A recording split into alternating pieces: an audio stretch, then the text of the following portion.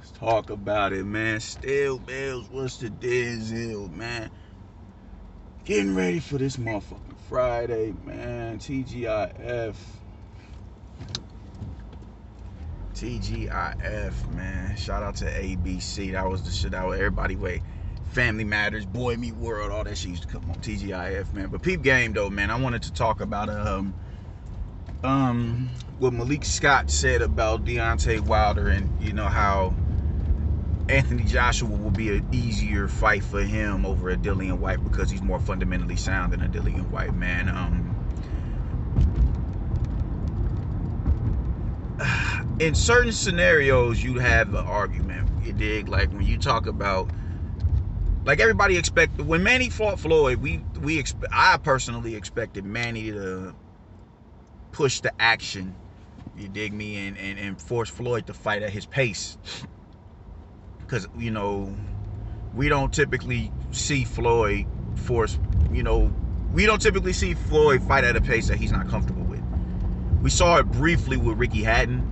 Ricky Hatton was able to push the action, but you dig, his counter punching in the pocket, not even just fighting off of the back foot, just his counter punching in the pocket is what really slowed Ricky Hatton down and eventually got him stepped on.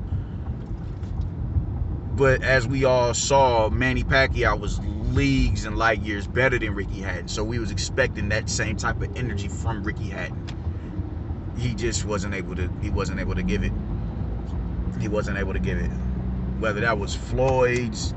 So I mean, now his counterpunching most definitely has something to do with it, man.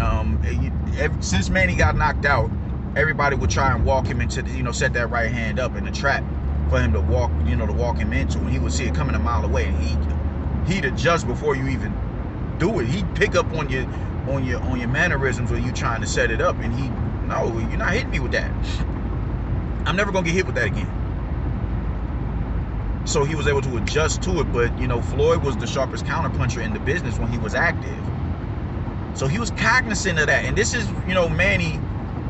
This is a two-handed fighter, Manny. Manny, when he lost to Eric Morales, Freddie Roach made it his business to turn him into a two-handed fighter. Really develop his lead hand, the jab and the lead hook. He really made it his business to do that.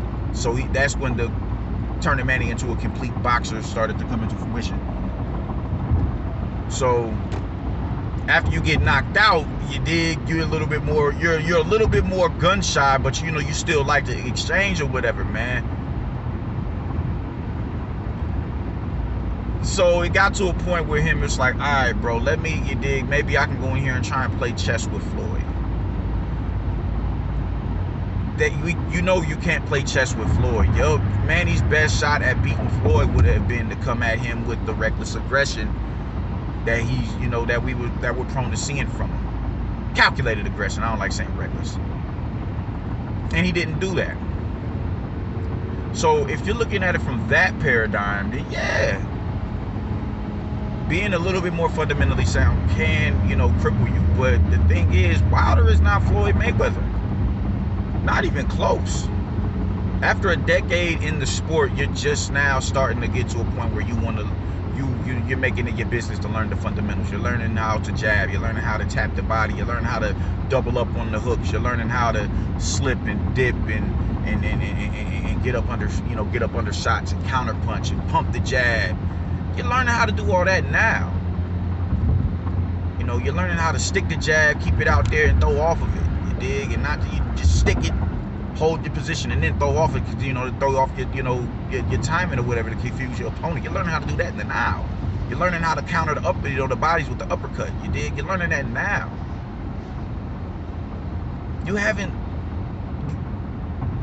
You're not Floyd. He's not Floyd Mayweather. To where being a more fundamentally sound fighter can somewhat hinder you. Anthony Joshua being fundamentally sound is the reason why I have him winning that fight if they were to fight. Like people, the thing that bothers me the most, people have just been so overtaken by a dude's right hand, and don't get it fucked up. It's colossal. It's a monumental right hand. But outside of that, when you smother that shot, when you throw a blanket over that shot, what else is he bringing to the table to make that a 50-50 fight? Because at the point in time, I used to say that's a 50-50 fight, but now I'm like, how? That's not a 50-50 fight. That's not a, you can't, it can't be a 50-50 fight. When it's a 50-50 fight, Golovkin and Canelo was a 50-50 fight. Canelo had a little bit more intangibles with Golovkin. He's the better defensive fighter. He's the better counterpuncher. Golovkin's the bigger puncher, has the better jab, the better feet. Canelo's the better defensively sound fighter. That's a 50-50 fight. There's nothing in Deontay Wilder's game that can neutralize anything that Anthony Joshua has to offer. He just has that big, colossal right hand.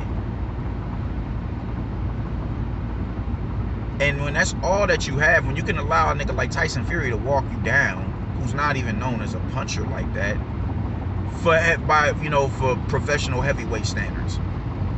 He's, clearly his coach has said, yeah, you busted my eardrum in sparring. Yeah, that means that nigga, he can punch. Clearly he can punch. He's a 270-pound, 6'9" man. Yes, he can punch. But by heavyweight standards, he's not known as a puncher. He's not known as that. So you can allow this dude to walk you down and have his way with you. And Tyson Fury is a fleet-footed fighter, man. The thing is, when you talk about Anthony Joshua, everybody's, oh, he's robotic, he's this and that and the third. And they talk about all the mistakes that he makes in the ring as if Deontay Wilder's entire style isn't predicated on his inability to box. That shit is really annoying. They'll highlight all of his mistakes, but completely disregard Deontay Wilder's mistakes. Like being a one-handed fighter isn't a mistake in itself. Not distributing your weight properly isn't a mistake in itself. Terrible footwork, that's not a mistake in itself. That makes no sense. The thing is, when you look at him and Luis Ortiz, that's a good win for Wilder. I won't take that win away from him. But when you talk about a Luis Ortiz was able to find his way in. He's a little bit slow. He's not better than Anthony Joshua. He's not. He's a little bit slower and he's shorter. He's not short, he's just shorter than Anthony Joshua. He's shorter than Deontay Wilder, as we saw. And he was able to find his way through his defense, through Deontay Wilder's defenses. Pretty comfortably.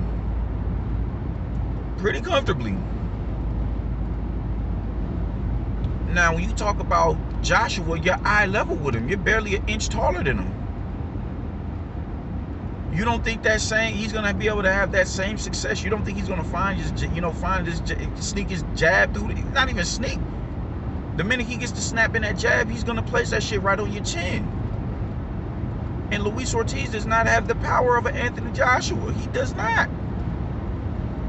He does not. You don't think that jab is gonna back you up?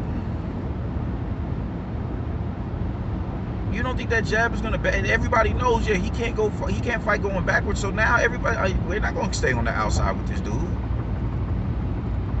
because he's a threat. Don't get it fucked up. He's most definitely a threat with that right hand. It's laser-like, man. If he hits you with that motherfucker, it's nap time. But now niggas know I'm not gonna allow you to get. I'm not gonna allow you to get the proper distance to throw that right hand. I'm gonna smother you. I'm more comfortable in the clinch than you are. His best punch is the uppercut. You have to be at a certain distance to effectively land the uppercut. What happens when he starts launching the upper? All of that shit, man. What happens with the lead left hooks, the right hand? Everything is there for Anthony Joshua. Everything is there for him. For him to be the more credible foe in the fight, in a matchup out of him and Dillian Whyte when it comes to facing Deontay Wilder.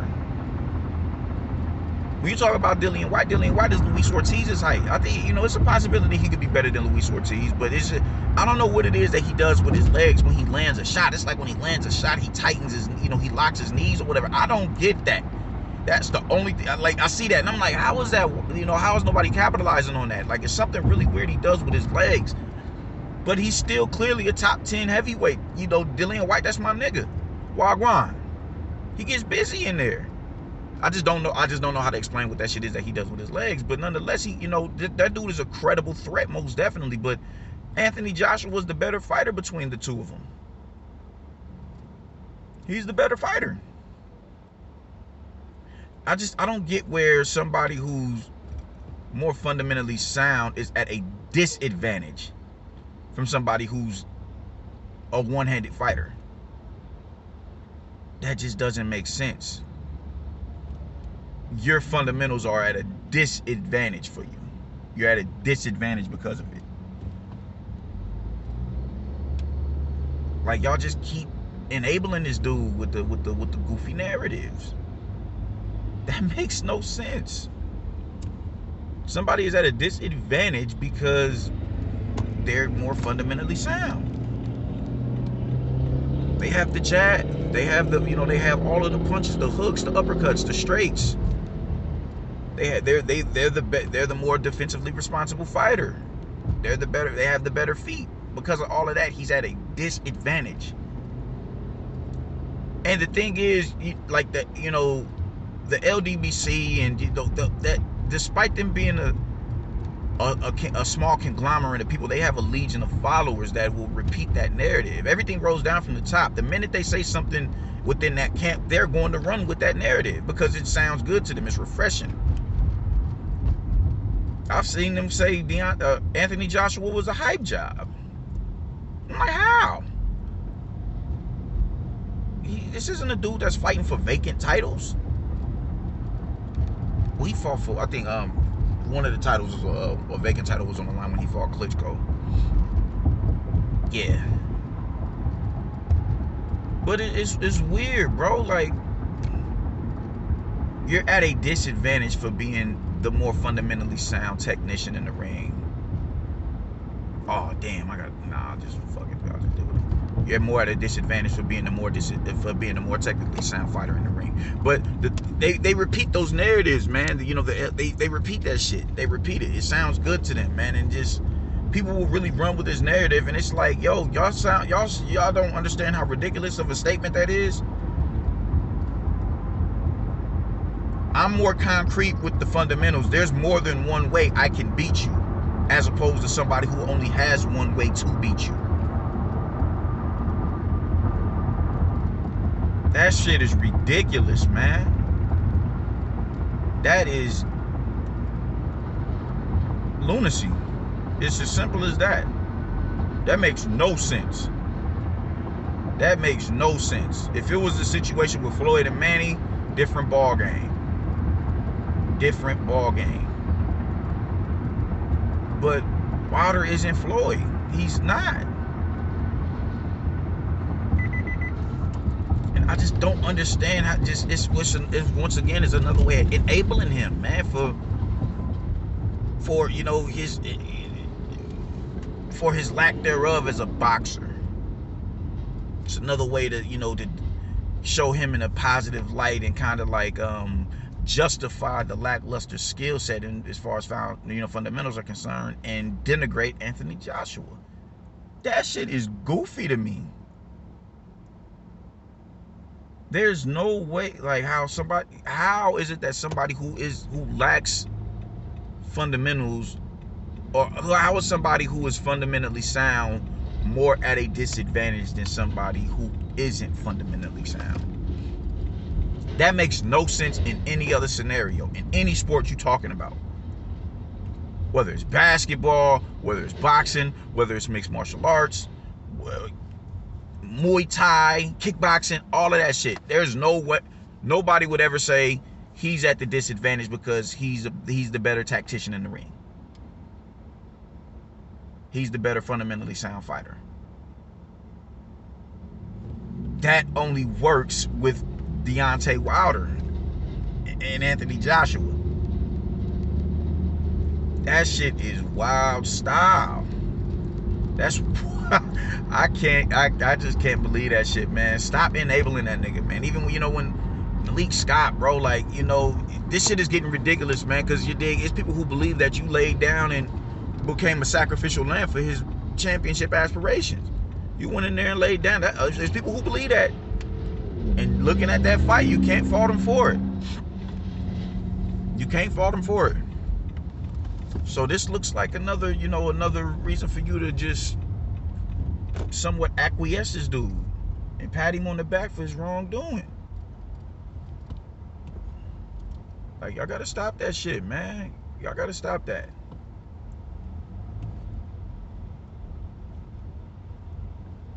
Y'all gotta stop that shit, cause man, like, this shit is just getting ridiculous. This dude can do no wrong despite all of the wrongdoing that he's doing. Like, people is wild, man. This dude can... How is it that the nigga can start learning how to do something? I got cheated, I got cheated, I got cheated, I got cheated. If you got cheated, that means what you was doing was working. They had to find another way to beat you. You don't go and start becoming a better boxer because you got cheated. No, you become a better boxer because what you was doing wasn't working. So even within that small fret, like, Wilder, people do wild shit. Like they'll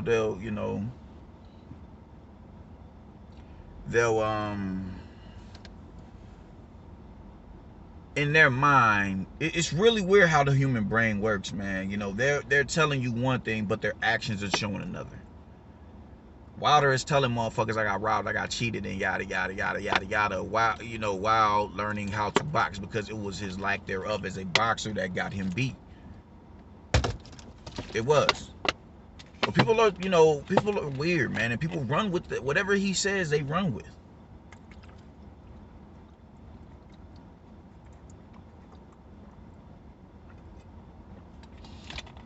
Ah, that's good. All in all, Anthony Joshua is the biggest threat in the heavyweight division. That's why him and Tyson Fury found a way to wiggle up out of the undisputed match. You dig? Y'all can say whatever it is y'all want to say about Anthony Joshua to try to denigrate AJ, and it's just to no avail. He's officially getting shown in the positive light, because he's not at fault for nothing that's going on with the goofy shit that's going on in the heavyweight division. So we're gonna cook on this a little bit more, man. I gotta get up in here and clean the back of my truck off and head to the site. But yeah, man, stop that bullshit, man. Anthony Joshua is the biggest threat to anybody in the heavyweight division. There's no style that he doesn't have that he can't adapt to, or that he can't adapt for you to, man. Fuck out of here. Peace.